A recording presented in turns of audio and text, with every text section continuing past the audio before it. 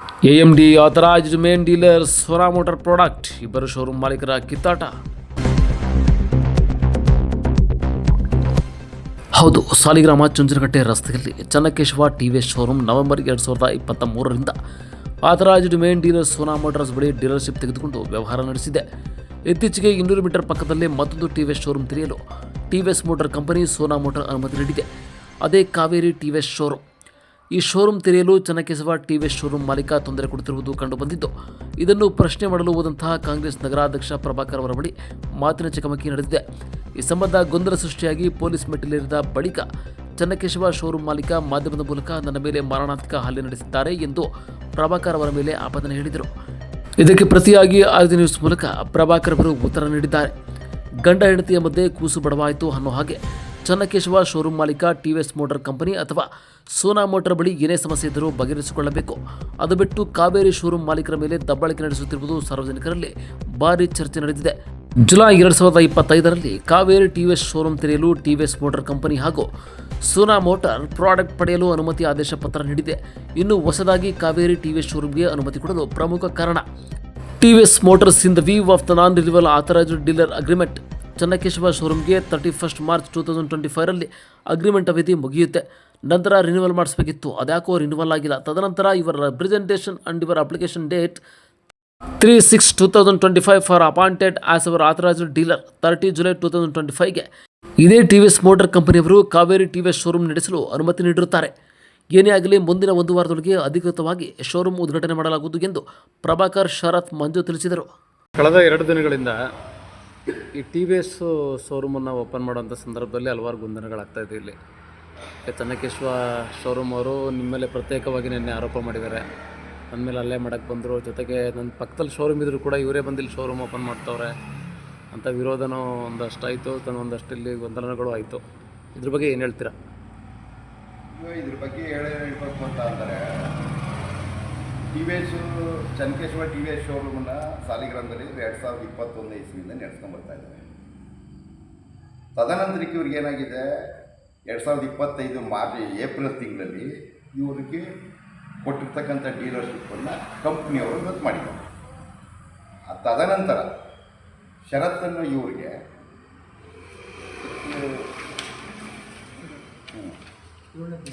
7ನೇ ತಿಂಗಳಲ್ಲಿ ಇವ್ರಿಗೆ ಡೀಲರ್ಶಿಪ್ನ ಕೊಟ್ಟಿದ್ದಾರೆ.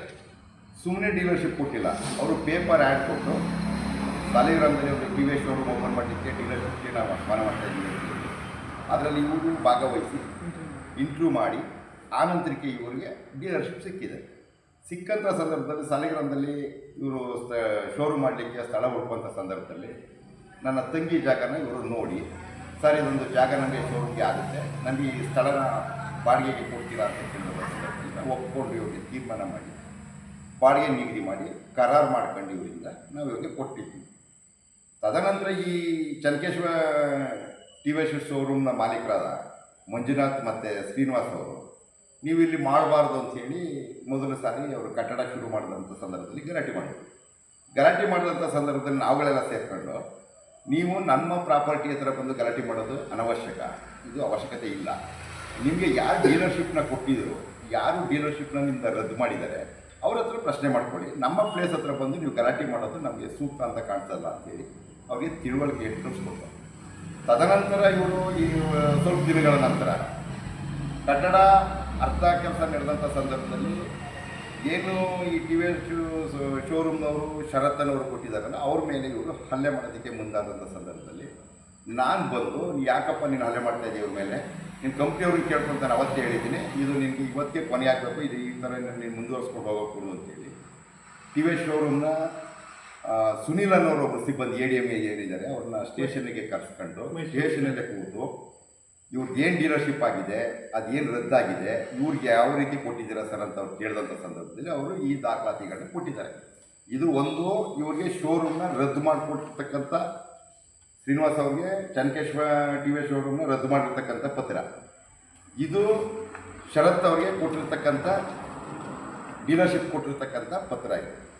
ಇಷ್ಟಾದರೂ ಇವರು ಮೊನ್ನೆ TVS ಶೋರೂಮ್ನಲ್ಲಿ TVS ಬೋರ್ಡ್ ಹಾಕುವಂಥ ಸಂದರ್ಭದಲ್ಲಿ ಬಿಲ್ಡಿಂಗ್ನ ಸುಟ್ಟು ಹಾಕ್ತೀನಿ ನಿಮ್ಮ ಬಿಲ್ಡಿಂಗ್ನ ಅಂಥೇಳಿ ಗಲಾಟೆ ಮಾಡಿದಂಥ ಸಂದರ್ಭದಲ್ಲಿ ನಾನು ಬಂದು ಬಿಲ್ಡಿಂಗ್ ನಮ್ದಪ್ಪ, ನೀವು ಕಂಪ್ನಿಯವ್ರ ಹತ್ರ ಮಾತಾಡು ಅಂತ ನಾನು ಅವತ್ತೇ ಹೇಳಿದ್ದೀನಿ, ಆದರೂ ನೀನು ಮಾತಾಡ್ತಾ ಇಲ್ಲ ಅಂತ ಹೇಳಿದಂಥ ಸಂದರ್ಭದಲ್ಲಿ ನಾನೇನೇ ಆಯಿತು ಬೇಡ, ಈಗ ಏನೋ ಮಾತುಕತೆ ಉದ್ವೇಗದಲ್ಲಿ ಏನೋ ಮಾತು ನೀನು ಮಾತಾಡ್ತೀಯ ನಾವು ಮಾತಾಡ್ತೀಯ, ಬೇಡ ಇದು ನಾನೇ ನಿಮ್ಮ ಹತ್ರ ಕಂಪ್ನಿ ಸುನಿಲ್ ಅವ್ರ ಹತ್ರ ಮಾತಾಡ್ತೀನಿ, ಎ ಡಿ ಎಮ್ ಅವ್ರ ಹತ್ರ ಅಂತೇಳಿ ಸುನಿಲ್ ಅವ್ರಿಗೆ ಎ ಡಿ ಎಮ್ ಸುನಿಲ್ ಅವ್ರಿಗೆ ನಾನೇ ದೂರವಾಣಿ ಮುಖಾಂತರ ಮಾತಾಡಿ ಲೌಡ್ ಸ್ಪೀಕರ್ ಕೊಟ್ಟು, ನೋಡ್ರಿ ಶ್ರೀನಿವಾಸ್ ಮತ್ತು ಮಂಜು ಇಬ್ಬರು ನಿಮ್ಮ ಹಳೆ ಡೀಲರ್ ಏನಿದ್ದಾರೆ ಅವರು ಜೊತೆ ಕೂತಿದ್ದಾರೆ, ನಿಮ್ಮ ಹತ್ರ ನಾನು ಈ ವಿಚಾರ ಪ್ರಸ್ತಾಪ ಮಾಡಬೇಕಾದ್ರೆ ಏನಾಗಿದೆ ಅನ್ನೋದ್ರ ಬಗ್ಗೆ ವಿವರವಾಗಿ ಹೇಳಿ ಅಂತ ಸಂದರ್ಭದಲ್ಲಿ ಅವರು ಇದನ್ನೇ ಹೇಳಿದ್ರು. ಸುನಿಲ್ ಅವರು ನೆನ್ನೆನೂ ಸ್ಟೇಷನಲ್ಲಿ ಅದನ್ನೇ ಹೇಳಿದ್ದಾರೆ, ಅವತ್ತು ಅದನ್ನೇ ಹೇಳಿದ್ದಾರೆ.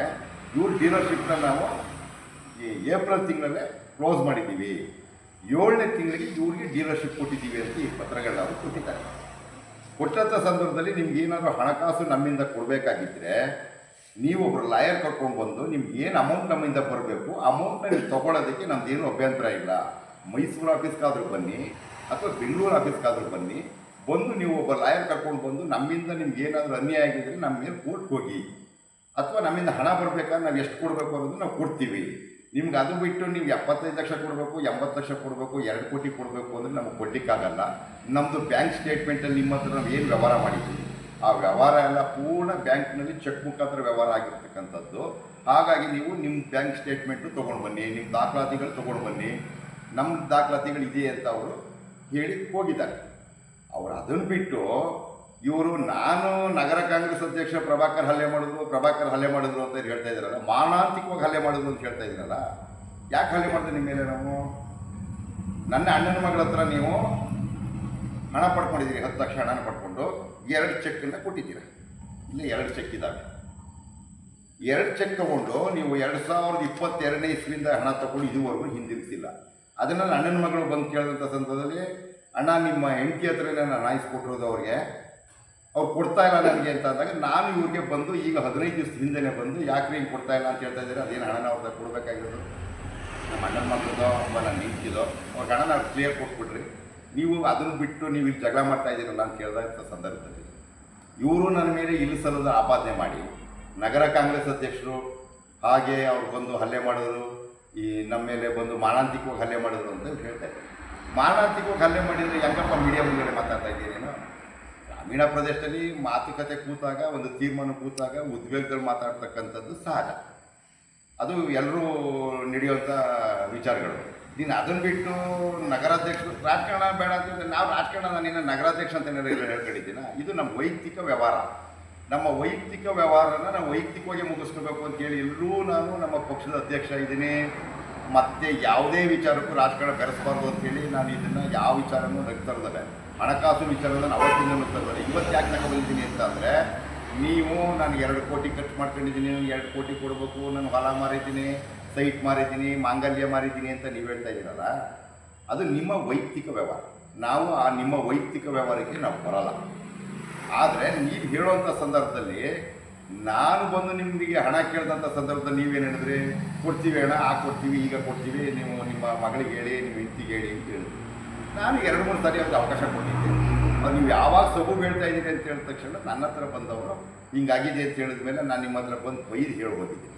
ಅದನ್ನು ಬಿಟ್ಟು ನಿಮ್ಮ ಹತ್ರ ನಾನು ಮಾರಣಾಂತಿಕ ಹಲ್ಲೆ ಮಾಡಿದ್ದೆ. ಹಲ್ಲೆ ಮಾಡೋದಾಗಿದ್ದರೆ ನಿಮಗೆ ನಾನು ಸಾಲಿಗ್ರಾಮದಲ್ಲಿ 500 ಜನ ಅವರೇ, ಅಲ್ಲಿ ಏನಾದರೂ ಯಾರಾದರೂ ಇವ್ರು ಬಂದು ಅವ್ರು ಹೊಡೆದ್ರು ಅಂತ ಹೇಳಿ ಗೊತ್ತಾಗ್ತದೆ. ಇವರು ಇಷ್ಟು ಈ TVS ಶೋರೂಮಿನ ವಿಚಾರದ ಬಗ್ಗೆ ನಾನು ಹೇಳಿದ್ದೀನಿ.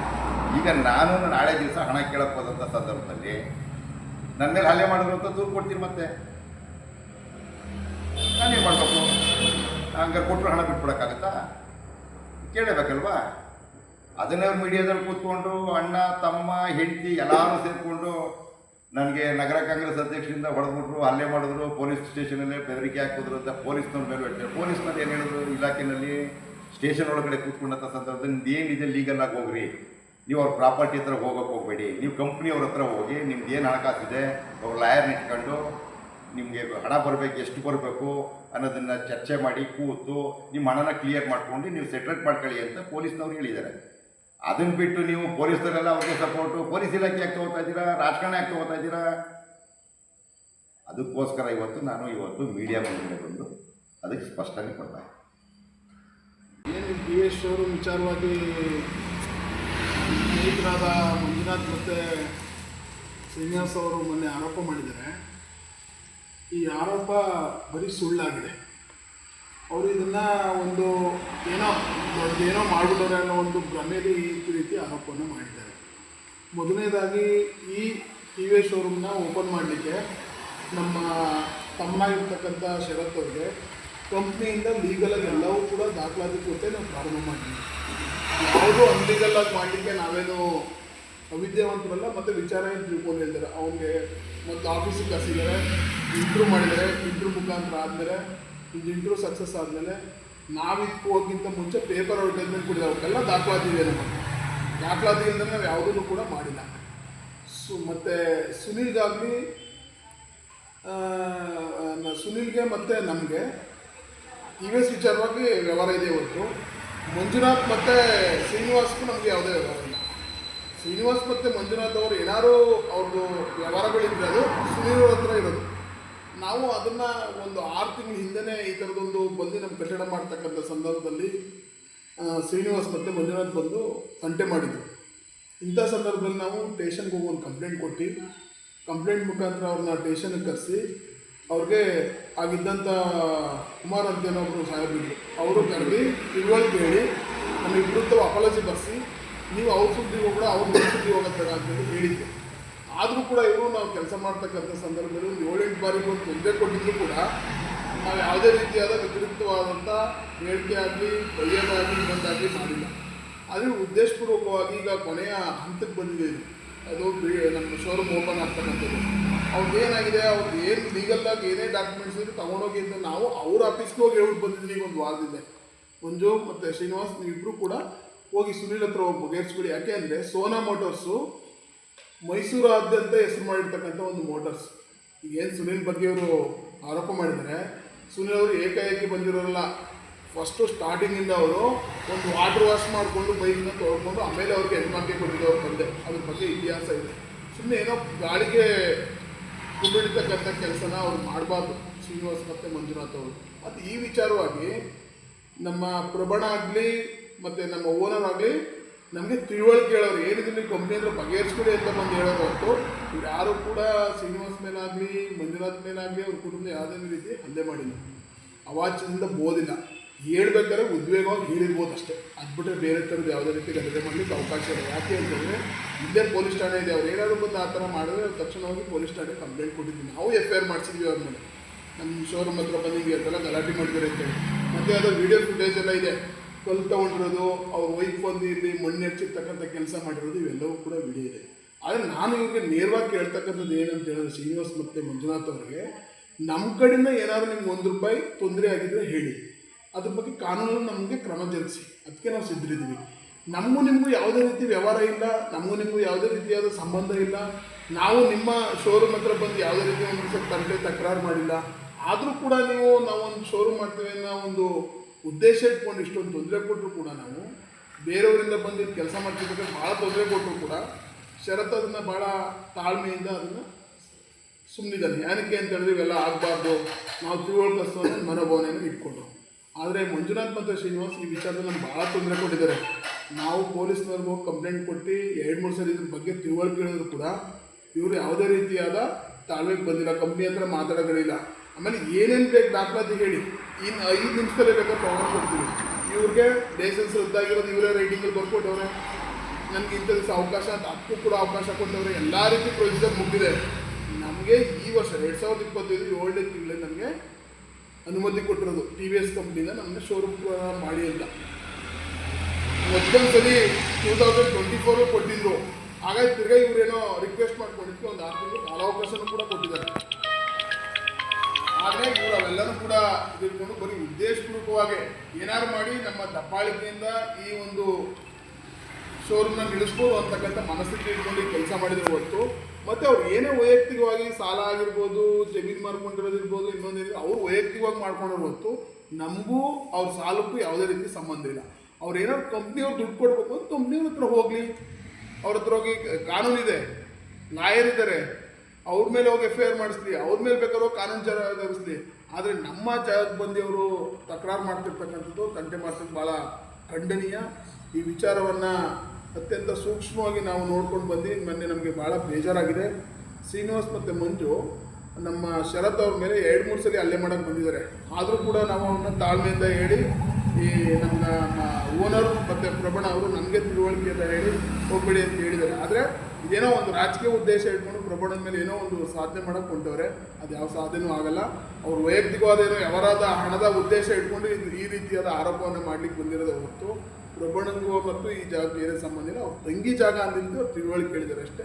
ಇದನ್ನು ಅವರ ಓನರ್ದಿಂದ ನಾವು ಅಗ್ರಿಮೆಂಟ್ ಮಾಡ್ಕೊಂಡು ಮಂಜು ಮತ್ತು ಶ್ರೀನಿವಾಸ್ ಯಾವ ರೀತಿ ಅಗ್ರಿಮೆಂಟ್ ಮಾಡ್ಕೊಂಡಿದ್ದು ಅದೇ ರೀತಿ ನಾವು ಮಾಡಿಕೊಂಡು ಪ್ರೊಸೀಜರ್ ಮಾಡ್ತಿರೋದು.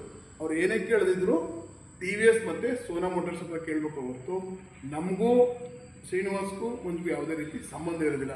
ಇದ್ರ ಬಗ್ಗೆ ದಯವಿಟ್ಟು ಮಂಜುವ್ರಿಗೆ ಈ ಒಂದು ಮಾಧ್ಯಮದ ಮುಖಾಂತರ ಹೇಳೋದೇನೆಂದರೆ, ನಮ್ಮದು ನಿಮ್ದು ಏನೋ ₹1 ಇದ್ದರೆ ಈ ಕ್ಷಣ ಹೇಳಿ, ನಮಗೂ ನಿಮಗೂ ಅಲ್ಲಿ ಸಂಬಂಧನೇ ಇಲ್ಲ. ನೀವು ಸುಮ್ಮನೆ ನಮ್ಮ ಮೇಲೆ ಆರೋಪ ಮಾಡ್ತಕ್ಕಂಥ ಕೆಲಸ ಮಾಡೋದನ್ನ ಇಲ್ಲಿ ಬಿಡಬೇಕು ಅಂತ ನಿಮ್ಮಲ್ಲಿ ವಿನಂತಿ ಮಾಡ್ತಾ ಇದ್ದೀನಿ. ಈಗ ಇದೆಲ್ಲ ಗೊಂದಲಗಳ ನಡುವೆ ಶೋರೂಮನ್ನು ಓಪನ್ ಮಾಡೋದಕ್ಕೆ ಯಾವುದೋ ನಿರ್ಬಂಧನೆಗಳು ಏನಿಲ್ವಾ ಸರ್? ಶೋರೂಮ್ ಓಪನ್ ಮಾಡೋದಕ್ಕೆ ಈಗ FIR ಆಗಲಿ ಇನ್ನೊಂದು ಅಲ್ಲಿ ಆಗಿದೆ, ಈಗ ಇವತ್ತು ನೆನ್ನೆ ಎಲ್ಲ ಇದೆಲ್ಲದ್ರ ನಡುವೆ ಶೋರೂಮ್ ಓಪನ್ ಮಾಡೋದಕ್ಕೆ ಮತ್ತಿನ್ನೇನಾದರೂ ಬೇರೆ ತೊಂದರೆಗಳು? ಎಲ್ಲನೂ ಲೀಗಲ್ ಡಾಕ್ಯುಮೆಂಟ್ಸ್ನ ನಮ್ಮ ಮೇಲೆ FIR ಮಾಡಿದಾಗ ಹೋಗಿ ನಾವು ಸಬ್ಮಿಟ್ ಮಾಡಿದ್ದೀವಿ. ನಿನ್ನೆ ನಮ್ಮ MD ಆಗಿರ್ತಕ್ಕಂಥ ಇವರು ಸುನಿಲ್ ಅವರು ಬಂದಿದ್ದರು. ಅವ್ರ ಮುಖಾಂತರ ಏನೇನು ದಾಖಲಾತಿ ಕೊಡಬೇಕು ಆ ದಾಖಲಾತಿ ಎಲ್ಲ ಕೊಟ್ಟಿದ್ದೀವಿ. ಅವ್ರು ಏನಾದ್ರು ಲೀಗಲಾಗಿ ಏನಾದ್ರು ಬಂದರೆ ನಾವು ಲೀಗಲಾಗಿ ಅವ್ರ ಜೊತೆ ಫೈಟ್ ಮಾಡ್ತೀವಿ. ನಮ್ಮ ಕಡೆಯಿಂದ ಏನಾದ್ರು ತೊಂದರೆ ಆಗಿದೆ ಖಂಡಿತವಾಗ್ಲೂ ಕೂಡ ನಾವು ಲೀಗಲಾಗಿ ಅವ್ರಿಗೆ ಮಾಡ್ತೀವಿ. ಆದರೆ ನಮಗೂ ಮಂಜು ಶ್ರೀನಿವಾಸ್ಗೆ ಯಾವುದೇ ಸಂಬಂಧ ಇಲ್ಲ. ಅವ್ರ ಉದ್ದೇಶ ಇರೋದು ಕಂಪ್ನಿ ಏನಾದ್ರು ದುಡ್ಡು ಕೊಡಬೇಕಾ ಕಂಪ್ನಿ ಹತ್ರ ಕೇಳಿ. ನಾವು ಸ್ಟಾರ್ಟಿಂಗ್ 1 ಡೇಯಿಂದನೂ ಅವ್ರಿಗೆ ಹೇಳ್ಕೊಂಡು ಬರ್ತಾನೆ ಇದ್ದೀವಿ. ನಮಗೂ ನಿಮಗೆ ಯಾವುದೇ ಸಂಬಂಧ ಇಲ್ಲ. ಕಂಪ್ನಿ ಅವ್ರ ಹತ್ರ ಹೋಗಲ್ಲ ಸರ್. ಬಂದು ಇಲ್ಲಿ ನಮ್ಮ ತುಂಬ ಡಿಸ್ಟರ್ಬ್ ಮಾಡ್ತಾರೆ. ನಮ್ಮ ಕೆಲಸ ಮಾಡ್ತಿರೋಕ್ಕೆ ಭಾಳ ತೊಂದರೆ ಕೊಟ್ಟಿದ್ದಾರೆ. ಆದರೂ ಕೂಡ ನಾವು ಒಂದು ಒಳ್ಳೆ ಕೆಲಸ ಮಾಡ್ತಿರ್ಬೇಕಾದ್ರೆ ಈ ಥರ ತೊಂದರೆ ಆಗಬಾರ್ದು ಅಂತ ಭಾಳ ಗೌರವದಿಂದ ನಡ್ಕೊಂಡಿದ್ದೀವಿ. ಅವರು ಏನೋ ಆರೋಪ ಮಾಡಿರ್ಬೋದು, ನಾವು ಅವ್ರು ಎಲ್ಲಿಗೆ ಬೇಕಾದ್ರೂ ಲೀಗಲಾಗಿ ಕೊಟ್ಟರು ಕೂಡ ಲೀಗಲಾಗಿ ಹೋಗಕ್ಕೆ ರೆಡಿ ಇದ್ದೀವಿ ಸರ್. ಯಾವಾಗ ಓಪನ್ ಮಾಡ್ತೀರಾ ಇದು ಶೋರೂಮ್? ಇನ್ನೊಂದು ವಾರದಲ್ಲಿ ಓಪನ್ ಮಾಡ್ತೀವಿ ಸರ್. ಒಳ್ಳೆ ದಿನ ಇದು ಮಾಡಿದ್ದೀವಿ. ಒಂದು ಒಳ್ಳೆ ದಿನ ನೋಡಿಕೊಂಡು ಮುಂದಿನ ತಿಂಗಳು 15 ಒಳಗಡೆ ಖಂಡಿತವಾಗೂ ಕೂಡ ನಾವು ಇದನ್ನ ಓಪನ್ ಮಾಡ್ತೀವಿ. ನಮಗೆಲ್ಲ ಲೀಗಲಾಗಿ ದಾಖಲಾತಿಗಳಿದೆ. ನಮ್ಮ ಲೈಸೆನ್ಸ್ ಕೊಟ್ಟಿರೋದು 2025 7ನೇ ತಿಂಗಳು ನಮಗೆಲ್ಲ ಅಪ್ರೂವಲ್ ಆಗಿ ಬಂದಿದೆ. ಅಪ್ರೂವಲ್ ಆದಮೇಲೆ ನಾವು ಕೂಡ ಒಂದು 20-25 ಲಕ್ಷ ಆಲ್ರೆಡಿ ಇನ್ವೆಸ್ಟ್ ಮಾಡಿದ್ದೀವಿ ಸರ್. ನಾವು ಸಾಲ ಸೋಲ ಮಾಡಿರೋದು. ಈಗ ಅದನ್ನು ನಾವು ಬೇರೆಯವ್ರ ಮೇಲೆ ಹಾಕೋಕ್ಕಾಗುತ್ತಾ? ನಾವು ಸಾಲ ಮಾಡಿರ್ತೀವಿ, ಬೇರೆಯವ್ರ ಮೇಲೆ ಹಾಕೋಕ್ಕಾಗಲ್ವಲ್ಲ. ನಾವು ಸಾಲ ಮಾಡಿದ್ರೆ ನಮ್ಮ ಜವಾಬ್ದಾರಿ, ನಾವು ತೀರಿಸ್ಬೇಕಾಗ್ತದೆ. ಅದರಿಂದ ನಾವು ಇನ್ನೊಂದು 15 ದಿವಸಗಳ ಕಾಲಾವಧಿಯೊಳಗಡೆ ಶೋರೂಮ್ನ ರನ್ ಮಾಡ್ತೀವಿ. ನಮ್ಗೆ ಯಾವುದೇ ರೀತಿ ತೊಂದರೆ ಕೊಡದೇ ರೀತಿ ಅವರು ಇರಬೇಕು. ಈಗೇನು ಅವ್ರು ಕಂಪ್ಲೇಂಟ್ ಕೊಟ್ಟಿದ್ದಾರೆ, ನಾವು ಕಂಪ್ಲೇಂಟ್ ಕೊಟ್ಟಿದ್ದೀವಿ. ನಾವೇನಾದ್ರು ಇದ್ದಿದ್ರೆ ಅದಕ್ಕೆ ಸಾಕ್ಷಿ ಇದ್ದಾರೆ, ಇಲ್ಲಿ ಜನಗಳು ನೋಡಿದ್ದಾರೆ. ಅವ್ರು ಸಾಕ್ಷಿ ಇದ್ದರೆ ನಮಗೆ ಬೇಕಾದ್ರೆ ಏನು ಬೇಕಾದ್ರೂ ಶಿಕ್ಷೆ ತಗೊಳ್ಳೋಕ್ಕೂ ನಾವು ರೆಡಿ ಇದ್ದೀವಿ ಸರ್.